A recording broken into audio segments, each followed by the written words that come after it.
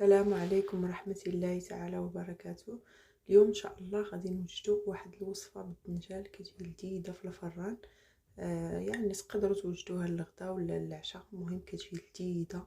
نتمنى يعجبكم الفيديو. الا عجبكم ما تنسونيش من اللايك، واللي ما مشتركش في القناه مرحبا به يشترك. وشكرا لكم على الدعم، ونمر على بركه الله المقادير وطريقه التحضير.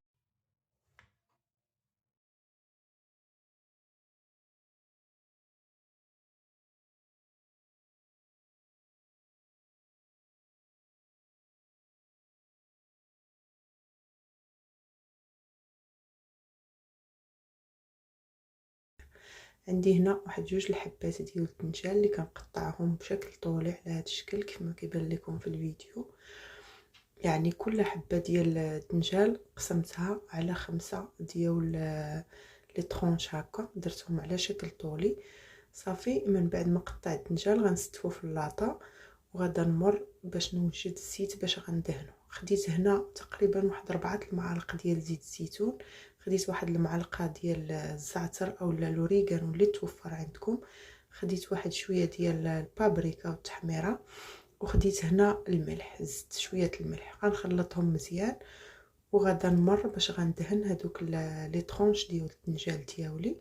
غندهنهم من الجهات بجوج، وهنا كنكون شاعله الفران على اعلى درجه، وغندخلهم الفران حتى ماشي يطيبوا، غير يلواو ويصهدوا واحد شويه ونخرجهم. يعني ماشي يتحمروا، تقريبا واحد نص ساعه ديال المكانه، غير كيترخاو وكنخرجهم حيت غيكملوا يعاودوا تاني يطيبوا. يعني ما نطيبوهمش حتى يتحمروا. صافي غندخلهم للفران وغادا نمر باش نوجد لاصوص.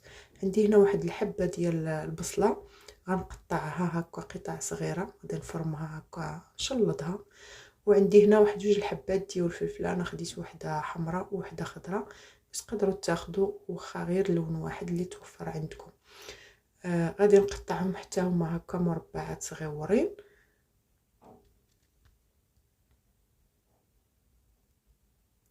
غنقطع هنا القزبر والمعدنوس. من بعد ما قطعت الخضره اللي عندي غادا ناخذ هنا واحد المقله، غندير فيها شويه ديال زيت الزيتون، وغادا ناخذ هذوك جوج فصوص ديال الثومه غادا نطحنهم. تقدروا تقطعوهم، انا طحنتهم تما في هذيك الماكينه ديال الثومه. صافي وكنضيفهم كيبداو كيتقلاو شويه حتى كتشحر هذيك الثومه، وكنضيف ليها البصله، الحبه ديال البصله اللي قطعت معاكم، وكنخليها كتقلى حتى تذوب هذيك البصله، حتى تبان لي بانها ولات طرخات.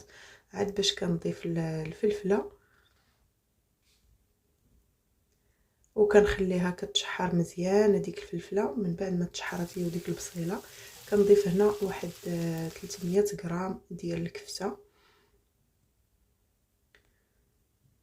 من بعد ما تشحرت لي هذيك الخضره مع الكفته غنضيف ليهم الملح حسب الرغبه، وغادا نضيف هنا الفلفل الاسود او الابزار،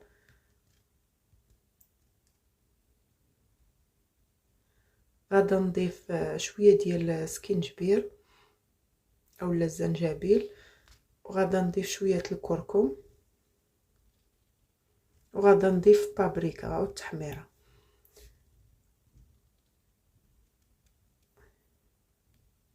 وغادا نضيف هنا 4 المعالق كبار ديال لاصوص ديال مطيشه.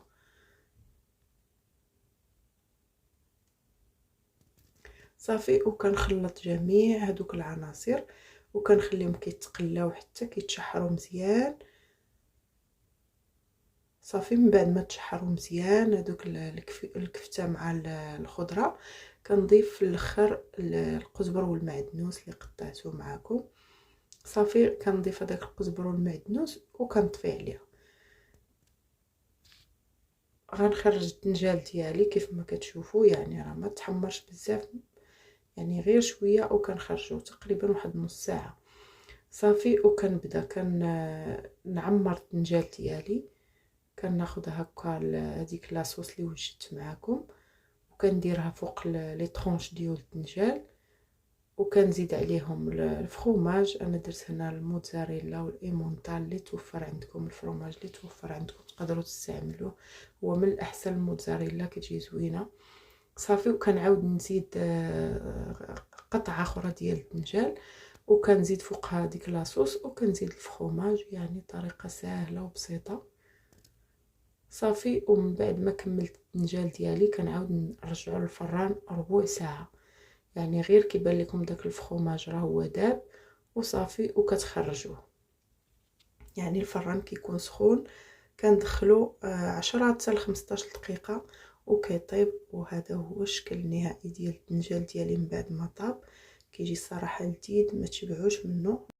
نتمنى يعجبكم الفيديو وتجربوا الوصفه، وبالصحه والراحه.